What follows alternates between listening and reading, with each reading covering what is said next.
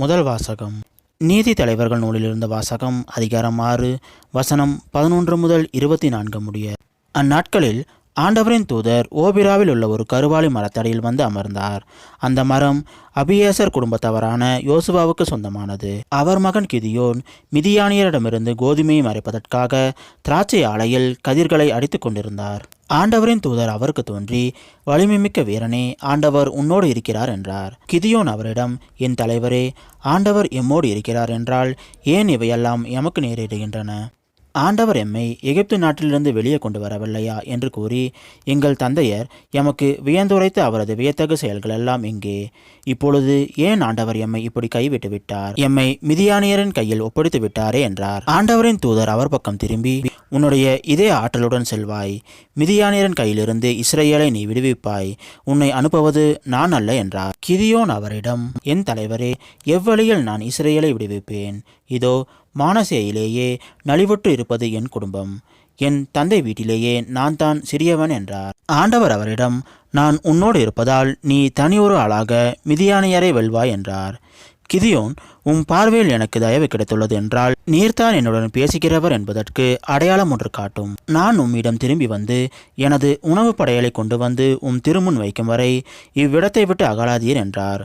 அவரும், நீ திரும்பும் வரை நான் இங்கேயே இருப்பேன் என்றார். கிதியோன் வந்து ஆட்டுக்குட்டியையும் 20 அடி அளவுள்ள ஒரு மரக்கால் மாவால் புளியாத அப்பத்தையும் தயார் செய்தார். பிறகு அவர் இறைச்சியை ஒரு கூடையிலும் குழம்பை ஒரு சட்டியிலும் எடுத்துக்கொண்டு அந்த கருவாலி மரத்துக்கு வந்து அவரிடம் கொடுத்தார். கடவுளின் தூதர் அவரிடம், இறைச்சியையும் புளியாத அப்பத்தையும் கொண்டு வந்து இப்பாறை மீது வைத்து குழம்பை ஊற்றி என்றார். அவரும் அவ்வாறே செய்தார். ஆண்டவரின் தூதர் தம் கையிலிருந்த கோலின் முனையால் இறைச்சியையும் புளியாத அப்பத்தையும் தொட்டார். பாறையிலிருந்து நெருப்பு எழும்பி இறைச்சியையும் புளியாத அப்பத்தையும் எரித்தது. ஆண்டவரின் தூதர் அவர் பார்வையிலிருந்து மறைந்தார். அப்போது கிதியோன் அவர் ஆண்டவரின் தூதர் என அறிந்து கொண்டார். கிதியோன், ஐயோ, இவர் என் தலைவராகிய ஆண்டவர், ஆண்டவரின் தூதரை நேருக்கு நேராக நான் பார்த்துவிட்டேனே என்றார். ஆண்டவர் அவரிடம், உனக்கு நலமே ஆகுக, அஞ்சாதே, நீ சாக மாட்டாய் என்றார். கிதியோன் அங்கே ஆண்டவருக்கு ஒரு பலிபீடம் கட்டி எழுப்பினார். அதை நலம் நல்கும் ஆண்டவர் என அழைத்தார். அது இந்நாள் வரை அபியேசர் குடும்பத்தவருக்கு சொந்தமான ஓபிராவில் உள்ளது. இது ஆண்டவர் வழங்கும் அருள்வாக்கு. இறைவா, உமக்கு நன்றி. இன்றைய நற்செய்தி.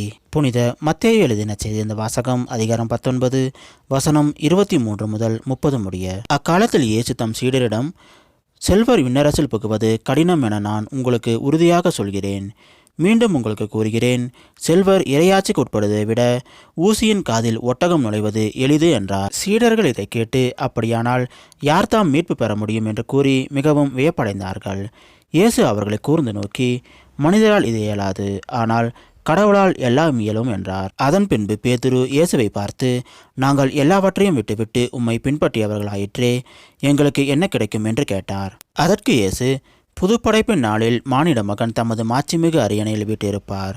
அப்போது என்னை பின்பற்றிய நீங்களும் இஸ்ரேல் மக்களின் 12 குலத்தவர்களுக்கும் நடுவர்களாய் 12 அரியணைகளில் வீட்டிருப்பீர்கள் என உறுதியாக உங்களுக்கு சொல்கிறேன். மேலும் என் பெயரின் பொருட்டு வீடுகளையோ சகோதரர்களையோ சகோதரிகளையோ தந்தையையோ தாயையோ பிள்ளைகளையோ நிலப்புலன்களையோ விட்டுவிட்ட எவரும் 100 மடங்காக பெறுவர், நிலை வாழ்வையும் உரிமை பேராக அடைவர். ஆனால் முதன்மையானோர் பலர் கடைசியாவர், கடைசியானோர் பலர் முதன்மையாவர் என்று அவர்களிடம் கூறினார்.